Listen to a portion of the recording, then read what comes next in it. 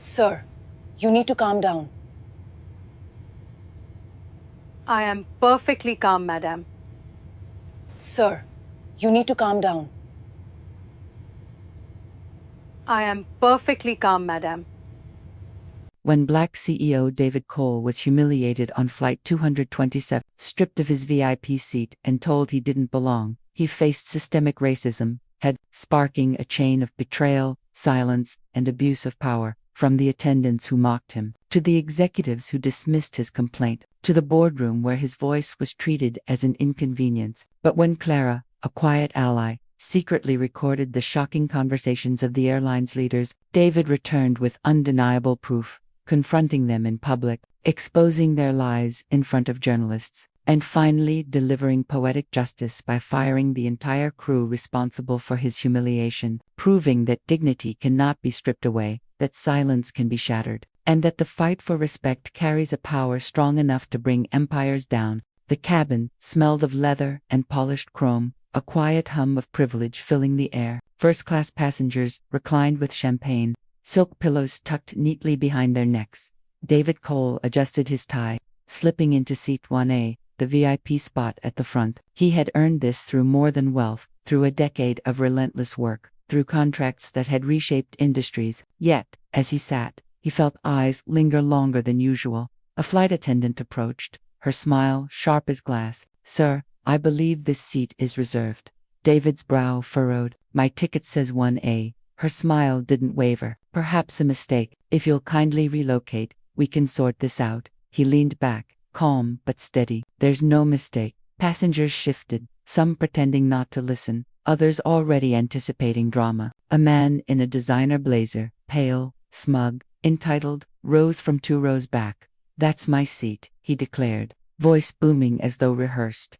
David held up his ticket. "Boarding pass, seat 1A, paid in full." The attendant glanced between them, then, almost imperceptibly, tilted toward the white man. "Sir, please, we'll resolve this. Could you move to business class?" David's jaw tightened. Silence hung, thick and suffocating. "Why should I move?" he asked softly. Her voice sharpened, though wrapped in false courtesy. "Let's not create a scene. It's just a seat." Passengers murmured whispers that cut like blades. Unbelievable. Just move already. Why is he being difficult? A woman in the back whispered to her husband. Too loud. Typical. David heard it. He heard everything. The entitled man smirked. "I travel this airline every month. Everyone knows me." David's calm cracked into steel. "And yet, the system knows me too. My name is printed right here." He held the ticket higher. The second attendant arrived.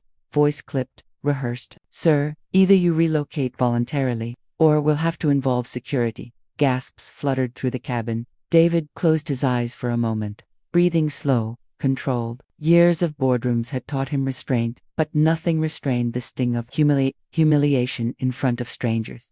He opened them, his voice low but resonant. "You want to drag me from the seat I paid for." The attendant flinched, but recovered. "Sir, please comply." The whispers grew. Phones rose discreetly. Someone was recording. David stood, buttoning his jacket with quiet dignity. "Fine, if that's the choice you want to make." He stepped aside, allowing the smug man to sink into 1A, like a king on a stolen throne. The attendants smiled again, masks of triumph. David walked the aisle, every step heavy, every eye watching. The whispers followed him. Judgment, pity, indifference. He lowered himself into a seat in business class. His chest burned, not with shame but with something colder, sharper. Narration cut through the silence. Racism does not always shout. Sometimes it whispers in polite tones, in mistakes, in seats reassigned. It smiles while it strips dignity, confident that silence will protect it. David said nothing more, but his silence was not surrender. It was the sharpening of a blade. The plane leveled in the sky, engines humming steady, but inside the cabin, tension still pulsed like static. David sat stiff in his downgraded seat, hands folded, eyes fixed on nothing. Every so often, his gaze swept the aisle, catching glances quickly averted. Passengers who had watched his humiliation now buried themselves in books, laptops, and champagne flutes, desperate to appear uninvolved. Across the aisle, a man leaned toward his wife, whispering, "Shameful. But what can we do?" His wife hushed him. "Don't get involved. It's not our business." David heard. He heard all of it. From 2 rows back, a young woman angled her phone discreetly. She was recording, her eyes darting nervously toward the crew. Her companion whispered, "They'll come after you if they see." "Let them," she replied softly. Further up, a businessman muttered just loud enough. "He should have just moved quietly." Another voice added, "Exactly. No need to make a scene." The attendants passed down the aisle, their tones syrupy sweet to others, clipped and cool to David.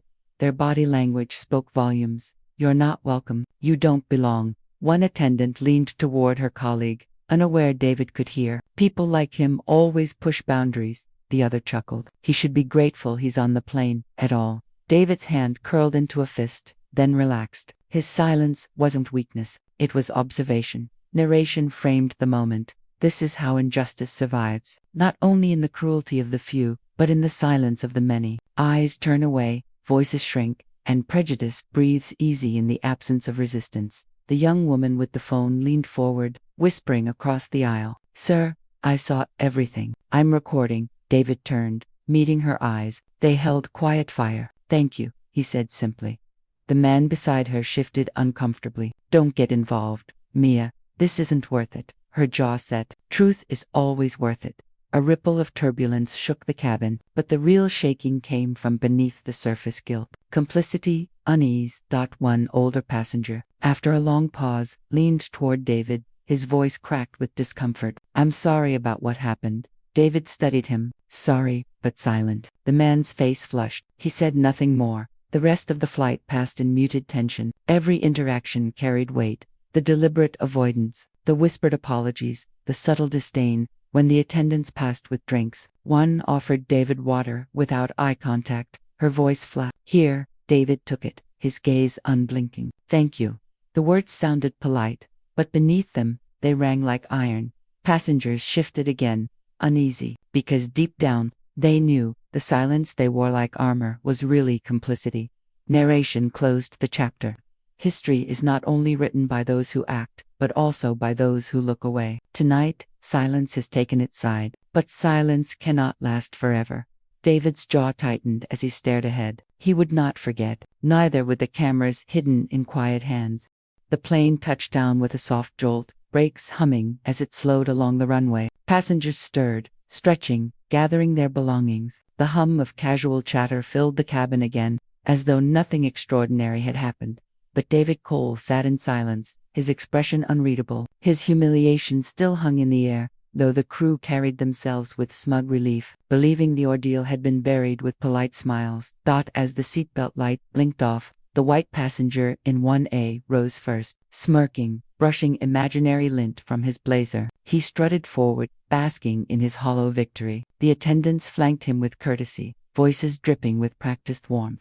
"Thank you for flying with us, Mr. Reynolds. Always a pleasure to have you on board." David stood behind, moving calmly toward the exit. Whispers followed him again, though softer this time. "Poor guy. Why didn't he fight harder? Maybe he really wasn't supposed to be there." Their words scratched against him, but he didn't flinch. He knew what they didn't. Truth has its own timing. The cabin door opened, passengers spilled into the jet bridge, luggage wheels clattering. The attendants straightened, their eyes sharp when they landed on David. They expected him to slip away quietly, but outside the gate, a tall man in a tailored suit stepped forward, bowing slightly. "Mr. Cole," he said clearly, his voice carrying, "your car is waiting. The board has already been informed of your arrival." A hush fell. Heads turned. David nodded, his tone steady. "Thank you, Samuel." The chauffeur extended a hand to take David's briefcase. The gesture, simple yet laden with respect, sent shockwaves through the crowd. Passengers blinked, realizing. Whispers shifted. "Mr. Cole." "Wait, David Cole. Dominion Enterprises." "No, the billionaire." The attendants froze in place, their practiced smiles shattering. The color drained from their faces as recognition set in. One stammered, "You're." David's gaze cut her short, calm, but sharp enough to slice through her composure. The other whispered under her breath, trembling, "Oh my God." The one smug man from 1A stopped dead in the terminal, his posture deflating. He turned, face pale, as murmurs spread through the passengers like wildfire. "That's him, the CEO. He runs half the contracts in this city." They humiliated him. David adjusted his cufflinks, his voice quiet yet carrying. Respect is free, yet some of you couldn't afford it. The attendants looked down, shame thick in their silence. Narration wove over the moment. There is a certain silence more powerful than anger, the silence of truth revealed, of arrogance crumbling under its own weight. Dignity, once stripped, can return like a tidal wave, washing away pretense and pride alike. David did not raise his voice, did not point fingers, he simply walked forward, Samuel at his side, the crowd parting instinctively as though royalty had entered the hall. Passengers who had judged him shrank back, while the young woman with the phone watched with quiet triumph. She whispered to her friend, "I knew he wasn't just anybody." David did not turn, did not acknowledge the attendants, stammered half apology. Their words meant nothing now. For power wasn't in the seat they denied him, it was in the truth they could no longer escape. And that truth was only just beginning to unfold. By morning, the world had already changed. A single video clip, shaky but clear, exploded across social media. It showed David standing calmly in front of seat 1A, ticket in hand, while the attendants' voices cut through. "Sir, please move. This seat isn't for you. You don't belong here." Those last words replayed endlessly, burned into the feed. Hashtags flared like sparks. Hashtag you don't belong, hashtag flying while black, hashtag VIP. For all millions watched within hours. Some replayed it in disbelief, others in outrage. Comments flooded. "This is 2025 and this is still happening. Disgusting. Fire them all. His calm is legendary. I'd have lost it." David sat in his office, blinds half drawn, as the storm unfolded. Screens glowed across the room, news anchors debating, influencers condemning, the airline scrambling. His assistant, Clara, burst in holding a tablet. "Sir, it's everywhere. The footage is viral, 3 million views in under 6 hours." David glanced at the screen, his face unreadable. "Good." Clara leaned forward. "People want your statement. Reporters are calling nonsense. Do we go public?" David's eyes narrowed, watching the footage on loop. His own silence on screen struck him, calm, composed, dignified. It said more than 1,000 words could. "Not yet," he said. Clara hesitated. "But why?" This could be the moment to David cut in, voice calm but firm. "The truth is speaking on its own. Let them talk. Let them reveal themselves." Across the city, the airline headquarters buzzed with panic. Executives huddled in glass-walled rooms, their words spilling in nervous fragments. "We need a statement. Now. Say it was a misunderstanding. Don't admit racism. That word will sink us." One PR manager spoke up, shaky. "We'll call it a procedural error. Say the seating chart glitched." Another muttered, but everyone heard the words, "You don't belong." How do we spin that? The CEO of the airline slammed his fist lightly on the table. "We don't admit racism. We release a bland apology, reassign the staff quietly, and move on. Damage control, nothing more." But outside those walls, damage control was failing. News anchors replayed the clip. Passengers who had been on the flight gave interviews. Some squirmed, some lied, but a few told the truth. One woman said nervously, "Yes, I heard the attendant say it. I didn't speak up, but it wasn't right." Another muttered, I don't recall," his eyes shifting away. The young woman who had filmed spoke with conviction. "I couldn't stay silent. What happened was wrong, and the world needs to see it." Narration laced through the noise. In the digital age, silence is no longer protection. Cameras speak when lips tremble. Truth, once captured, refuses to be buried. Back in his office, Clara placed another call on speaker. A reporter's voice rang out. "Mr. Cole, are you prepared to respond to allegations against the airline? The public is demanding your voice." David leaned back in his chair, fingers steepled. "Tell them, I will speak, but not today." Clara blinked, then when David's gaze hardened, his voice quiet but unshakable. "When they think it's over." The call ended. Silence filled the office, heavy with intention. On the screens, the attendants' faces were already circulating. Strangers identified them, plastering their names online. Their smug smiles in other photos now looked sinister under headlines of racist crew. David watched in silence, not with satisfaction, but with patience. This was not revenge. This was exposure, the kind that stripped away masks, the kind that no corporate statement could cover. The conference room smelled of polished wood and tension. Tall glass windows overlooked the city skyline, but the real view was the row of nervous executives seated across from David Cole. They had summoned him here, expecting him to arrive defeated, maybe grateful for attention. Instead, he walked in with steady steps, his silence louder than their rehearsed apologies. The airline's vice president, a silver-haired man with a politician's smile, stood to greet him. "Mr. Cole, thank you for coming on such short notice. We want to express our deepest regrets for the inconvenience." "Inconvenience," David repeated, his voice calm but cutting. The VP cleared his throat. "Yes, well, our staff clearly mishandled the situation, but we assure you, it was not intentional. Just a misunderstanding." Another executive jumped in quickly, words spilling like cheap wine. "We'd like to offer you a lifetime platinum membership, unlimited upgrades, access to all our VIP lounges, anywhere in the world." David leaned back in his chair, unmoved. "So my dignity has a membership fee." Silence. Papers shuffled. One woman forced a laugh, brittle and awkward. "Of course not. We simply want to make amends."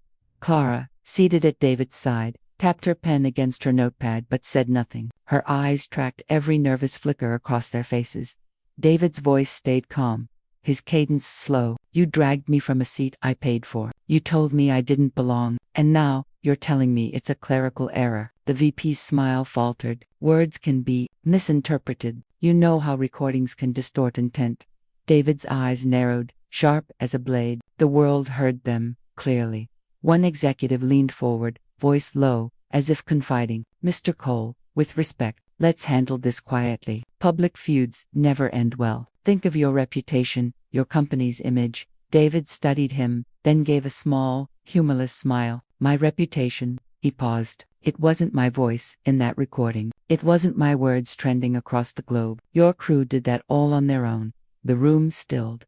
Narration pressed through the silence. When power meets truth, the masks of diplomacy crumble. What remains are trembling voices trying to barter with dignity, as though justice is a commodity to be bought and sold. The PR director finally broke. "Mr. Cole, what do you want? Tell us." "Money. A public apology. What will make this go away?" David's tone shifted, colder now. "I don't want your upgrades. I don't want hush money. I want accountability." They exchanged glances, discomfort passing like a contagion.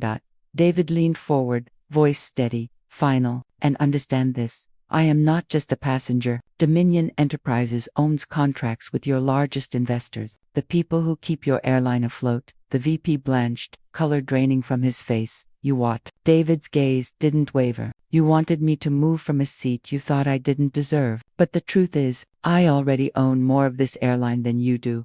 Gasps circled the table. Executives shifted in their seats, suddenly realizing the gravity of their miscalculation. David rose slowly, adjusting his cufflinks. "So no, gentlemen, I don't want upgrades. I want you to understand the cost of arrogance."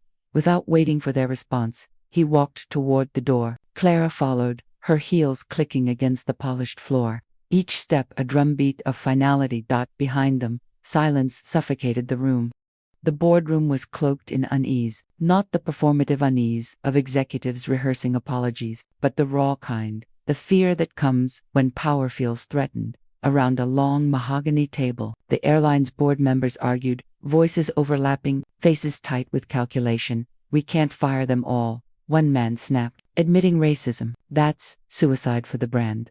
A woman countered, "Leaving them in place is worse. The world already thinks we're guilty." Another leaned forward, his tone sharp. "We need a scapegoat. Fire one, maybe two. Say it was isolated. Move on." The chairman pinched the bridge of his nose. "Our investors are spooked. They want reassurance, not headlines." But one voice trembled through the static. "What about accountability?" The room stilled, then burst into bitter laughter. "Accountability. This isn't charity work. This is survival. Justice doesn't keep planes in the air." Narration laced over their words. Here lay the heart of the machine, not built on morality, but on preservation. Institutions protect themselves first, victims last. When image is currency, truth becomes collateral damage. In a side office, Clara slipped a slim device into her purse. A red light blinked once, then stilled. Every word of the board's debate, the jokes, the denials, the calculations, was being recorded. Later, she sat across from David in his private suite, the city glittering outside. She placed the device on the table, pressing play. The board's voices spilled into the room. "Fire one, maybe two." We don't admit racism. Justice doesn't keep planes in the air. Clara's eyes burned with anger. They don't care. Not about you, not about dignity, just their own survival. David listened in silence, expression unreadable. Finally, he spoke. They don't realize their survival depends on me. Clara leaned in. You could end them with this. Release it, and the world will see. David shook his head slowly. Not yet. Timing is everything. Exposure without consequence is just noise. I want consequence. Meanwhile, in another wing of the headquarters, executives whispered. Some wanted David silenced through backroom deals. Others feared his influence with investors. He could ruin us. He's bluffing. No, he's not. The debate went in circles, betrayal circling back to the same point. Protect the system, not the truth. Back in his office, David poured a glass of water, his hand steady. They think firing one or two will satisfy me, he murmured. Clara's eyes sharpened. But you want all of them.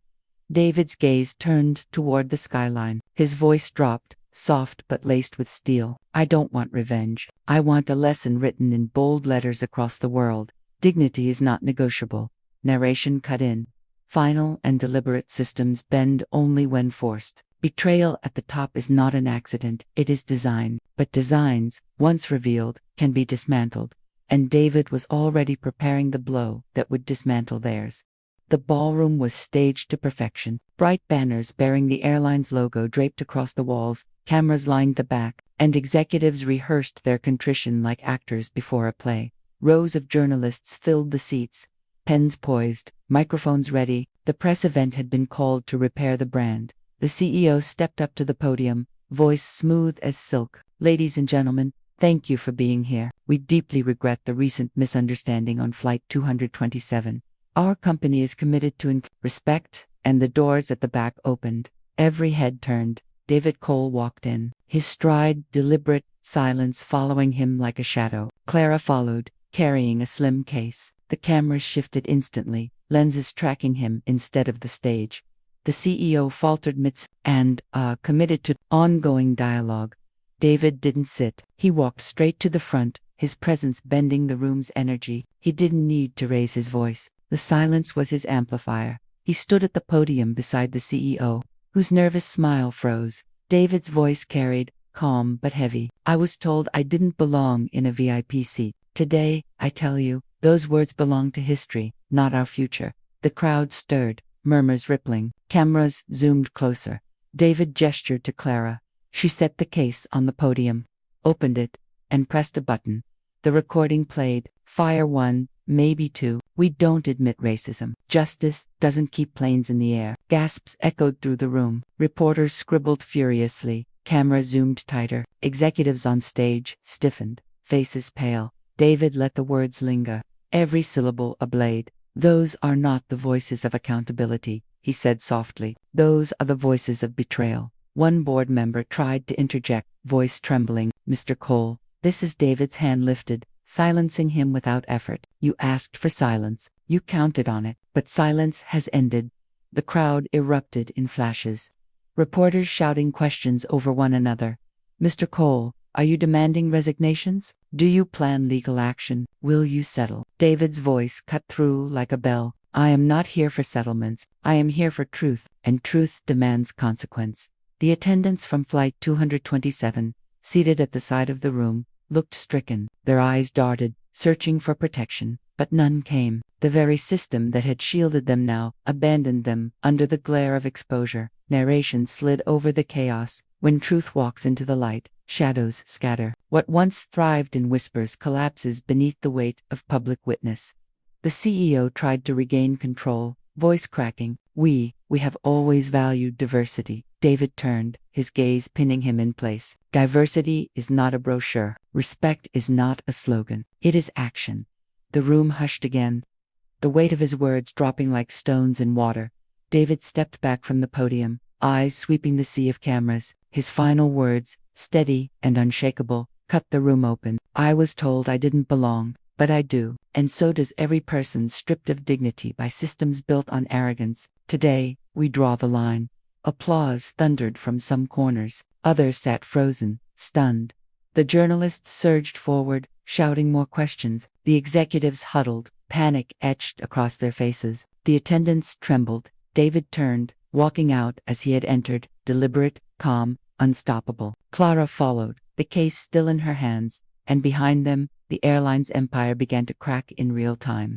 The board had gathered again, but this time, the atmosphere was not defensive, it was desperate. News outlets replayed David's speech on loop, the leaked recordings spreading like wildfire. Stockholders flooded the airline with calls. The world was watching, and silence was no longer a shield. In the main hall of the airline's headquarters, rows of employees sat in tense silence. The press had been invited for a decisive announcement.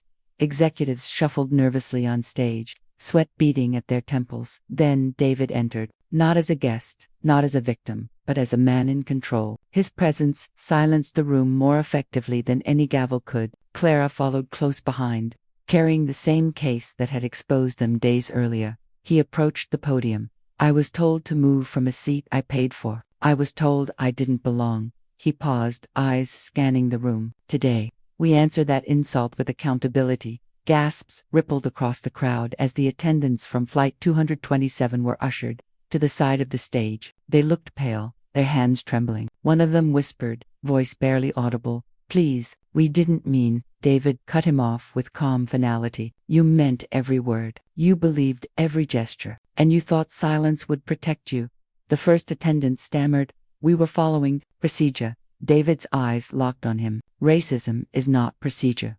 The crowd erupted with murmurs. Reporters scribbled wildly, microphones thrust forward. David continued, voice steady, almost surgical. You stripped me of dignity in public. Today, dignity strips you of position, of power, of protection. He turned toward the executives seated stiffly behind him, effective immediately. Every crew member responsible for the incident on Flight 227 is terminated. The words landed like thunder. The attendants gasped. One, breaking down into sobs. Another begged, "Please, I have a family." David's gaze didn't waver. So do the millions of people who endure the same humiliation daily, with no one to defend them. Actions have consequences, and those consequences begin now. The lead executive tried to intervene, voice shaking. "Mr. Cole, surely we can." David raised a hand, silencing him. You failed to act when it mattered. You protected the system, not the truth. Your silence was your betrayal. Now accountability is mine to deliver.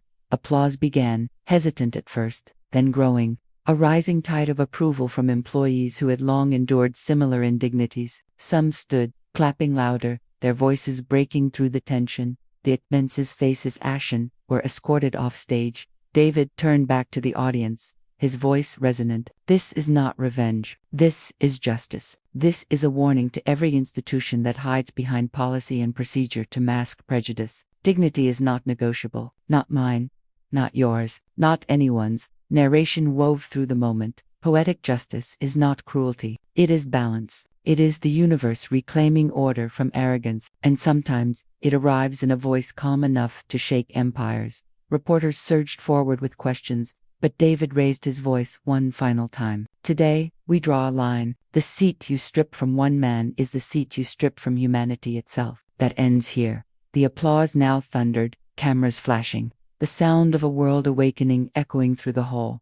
David stepped down from the podium, not triumphant, but resolute. His silence, as he walked away, said what words could not. The fight was larger than him, and it was far from over. But on this day, justice had been made visible, and dignity had returned to its rightful seat.